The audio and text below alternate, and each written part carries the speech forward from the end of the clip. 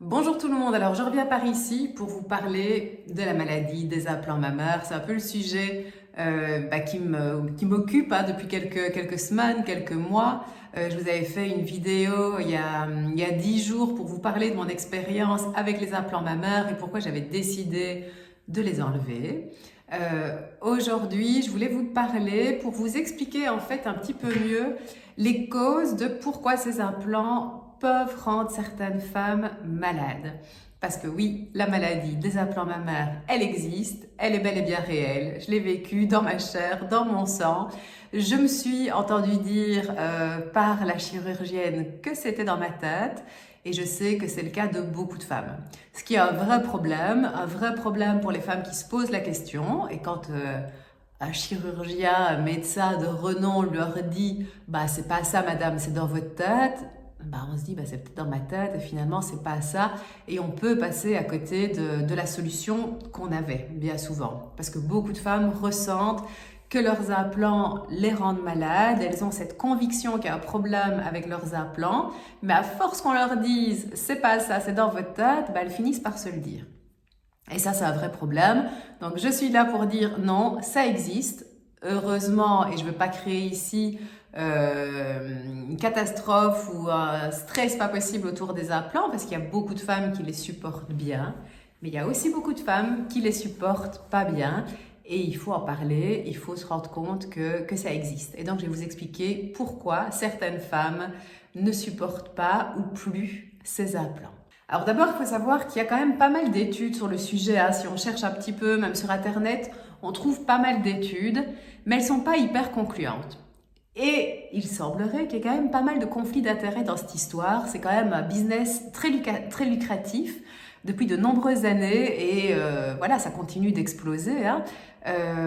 Et donc ces études, pour la plupart, sont financées par les sociétés qui produisent les implants pour dire à quel point ils sont safe. Et donc, conflit d'intérêts, ça peut quand même bien se discuter, je pense. Bon, il y a évidemment aussi des études qui montrent qu'il y a des problèmes avec les implants. Il y a aussi de plus en plus de chirurgiens qui en parlent. J'ai retrouvé quand même pas mal de vidéos, même de podcasts sur le sujet des chirurgiens, souvent Canada, États-Unis, Brésil, qui en parlent et qui disent bah oui, en effet, ça fait quand même quelques années qu'on remarque que des femmes se plaignent de leurs implants, de tout un tas de maladies, de tout un tas de symptômes.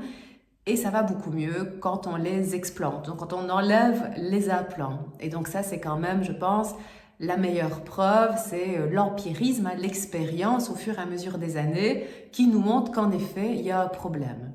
Bon, c'est quoi les symptômes de cette maladie? Dans ma vidéo précédente, je vous ai parlé de mes symptômes à moi, qui m'étaient très spécifiques.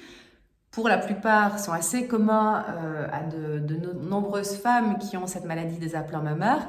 Mais je vais quand même vous expliquer un petit peu pour avoir un peu en tête les symptômes principaux. Sachant qu'il a été listé 40 symptômes différents en lien avec la maladie des implants. Donc ça peut être vraiment très différent d'une femme à une autre. Mais voyons ensemble les principaux, ceux qui reviennent le plus souvent. Le premier symptôme, c'est celui que de nombreuses femmes expérimentent, c'est la fatigue. Une fatigue chronique, une fatigue inhabituelle. Ensuite, il y a les douleurs au niveau des articulations. Beaucoup de femmes se plaignent de douleurs articulaires au niveau des doigts, des poignets, des chevilles, des pieds, parfois des hanches, parfois de la nuque.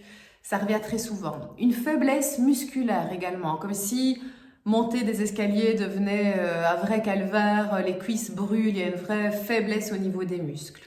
Ensuite, il y a des problèmes digestifs. Ça revient dans pratiquement tous les cas de la maladie des implants, mais le problème, c'est que des troubles digestifs, il y a plein de raisons d'avoir des troubles digestifs. Mais souvent, il y a cette sensation d'avoir une barre au milieu du ventre, un peu comme une crampe en permanence, un poids au milieu du ventre ou en dessous de la poitrine. C'est personnellement ce que j'ai expérimenté et c'est très étrange comme sensation. Ensuite, il y a tout ce qui est engourdissement, paralysie des membres, les mains, les bras, les jambes, les pieds, des picotements, des engourdissements, des fourmillements qui viennent, qui partent, mais qui sont assez pénibles. Pour en avoir beaucoup souffert, je pense que c'était chez moi le symptôme principal que j'ai traîné le plus longtemps.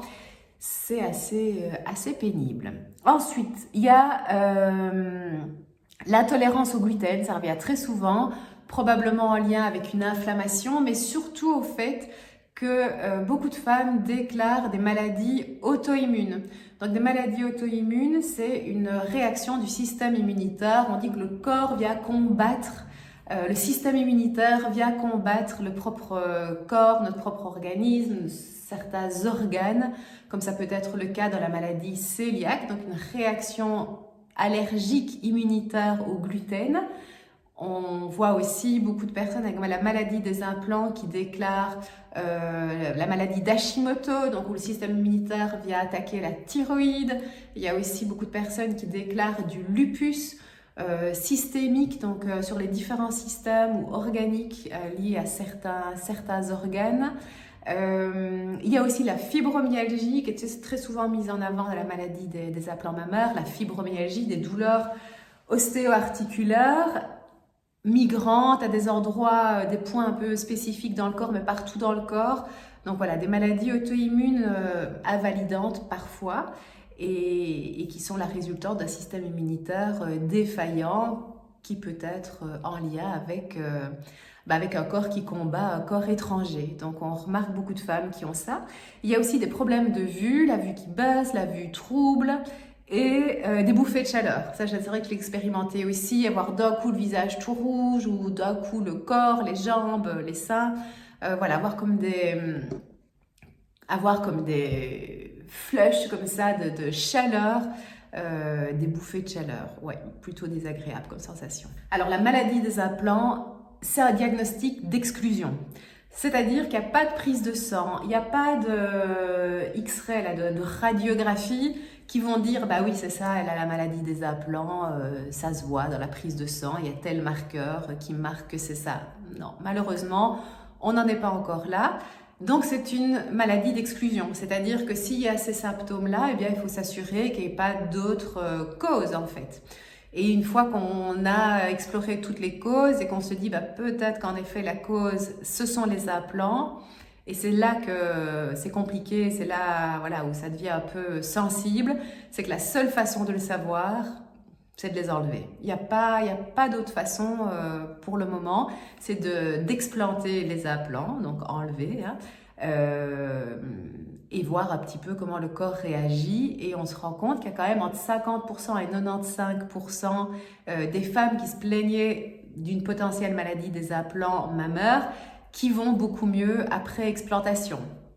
Voilà, quelle conclusion tirer de ça? Probablement, il y a un peu de oui et il y a un peu de peut-être que c'était autre chose, mais que ça y a contribué. C'est difficile à dire, mais du coup, ça fait une maladie très compliquée à diagnostiquer, à valider et à dire, bah oui, c'était ça la cause.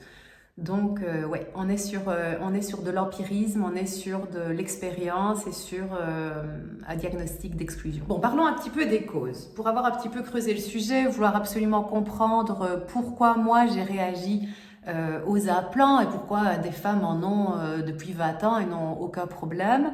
Voilà, j'ai essayé de comprendre un petit peu ce qui se cachait derrière ça et comprendre ce qui s'était passé pour moi. Donc, il semblerait qu'il y ait plusieurs causes potentielles. La première, dont on parle beaucoup, mais qui ne semble pas être si flagrante que ça finalement, ce sont les métaux lourds, la problématique des métaux. Donc, les implants en silicone ou en solution saline. Il existe toujours les deux.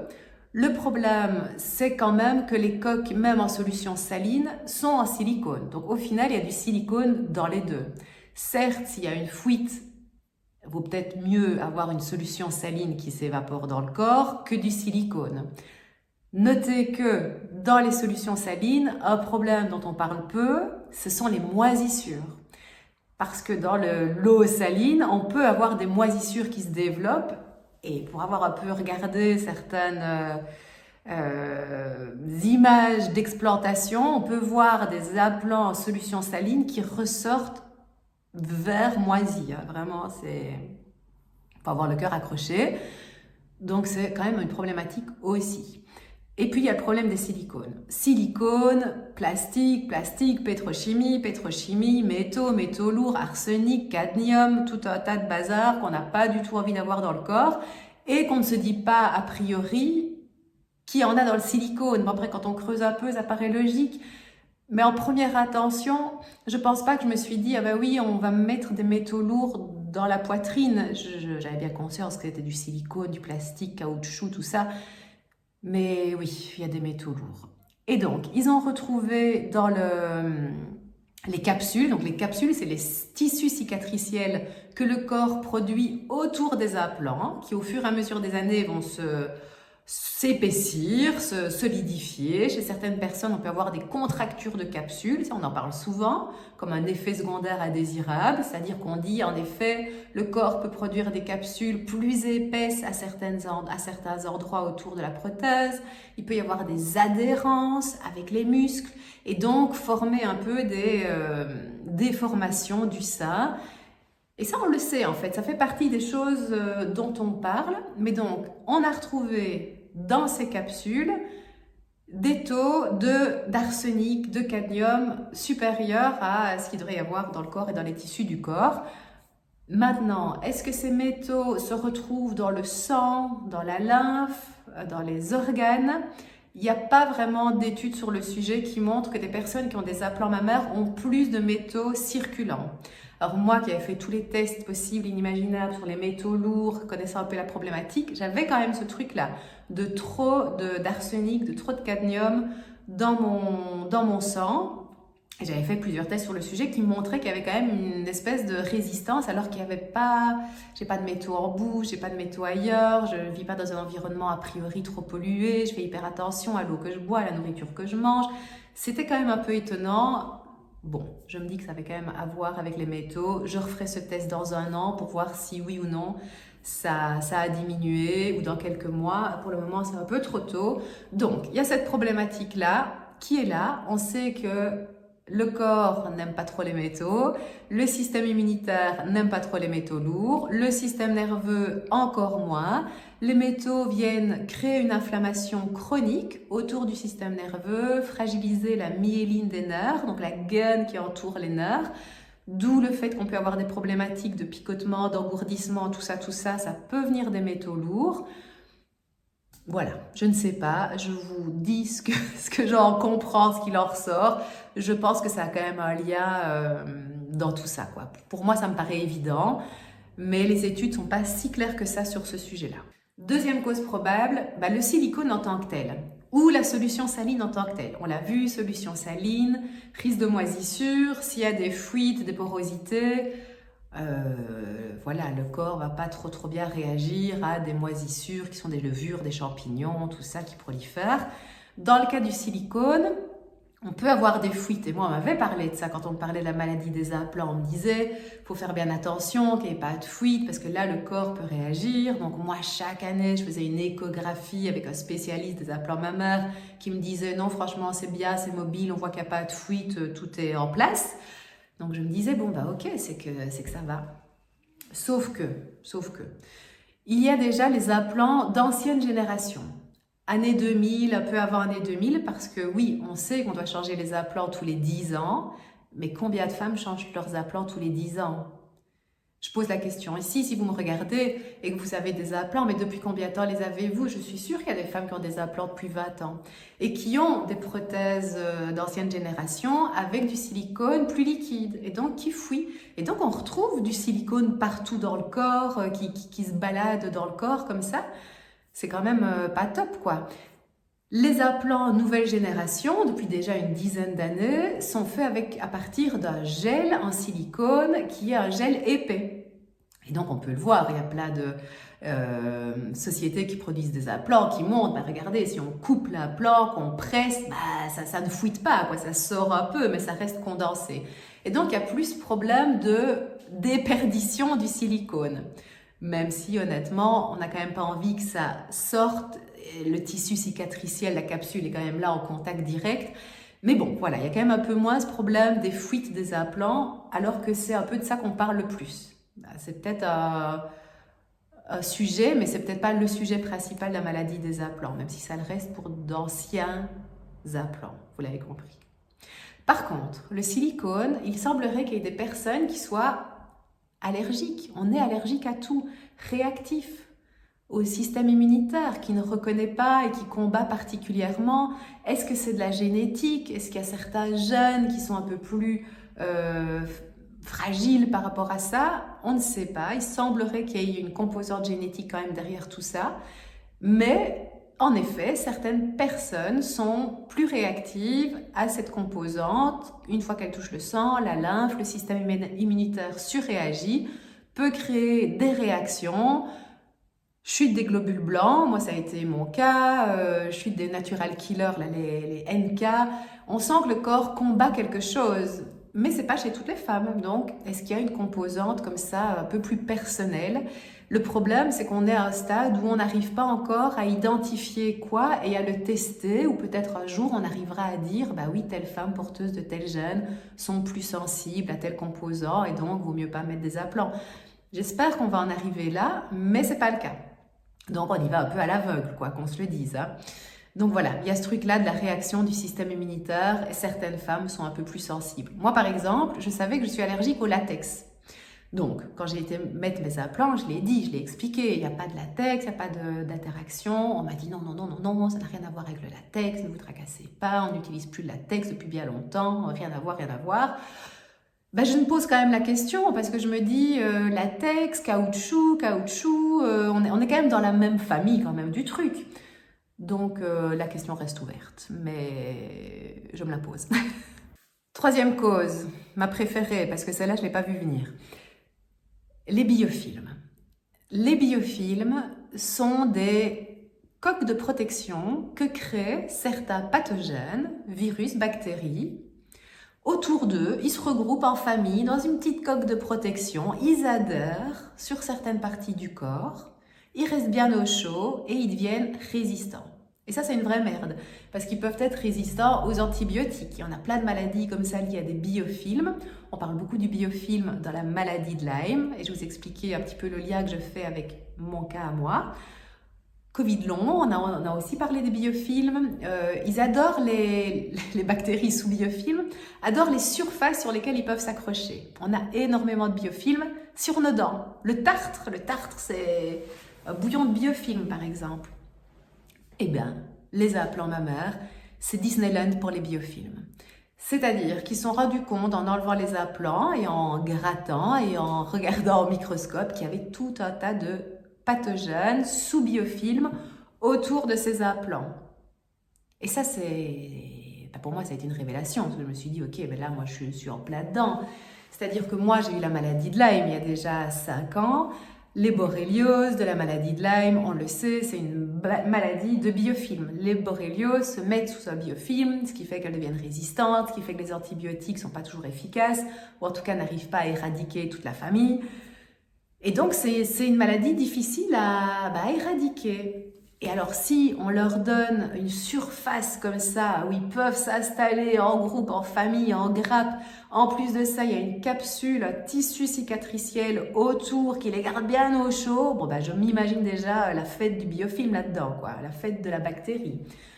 Voilà, moi je parle de la borréliose parce que c'est un sujet que j'ai vécu et que je connais, mais il y a plein de bactéries, plein de virus, plein de pathogènes qui se mettent sous biofilm. Et d'ailleurs, ils ont remarqué qu'il y avait tout un tas de différents virus, bactéries, pathogènes sur les implants. Le problème, c'est qu'avoir tout un tas de pathogènes comme ça résistants, ça crée des gaz, des toxines, des toxiques, ça crée une réaction du système immunitaire, ça crée une réaction de type inflammatoire. Et ça peut être vraiment la cause de tout un tas de symptômes. Hein. La fatigue, le corps qui combat des bactéries en permanence, qu'on n'arrive pas à identifier, pas toujours avec les prises de sang parce qu'ils sont bien cachés.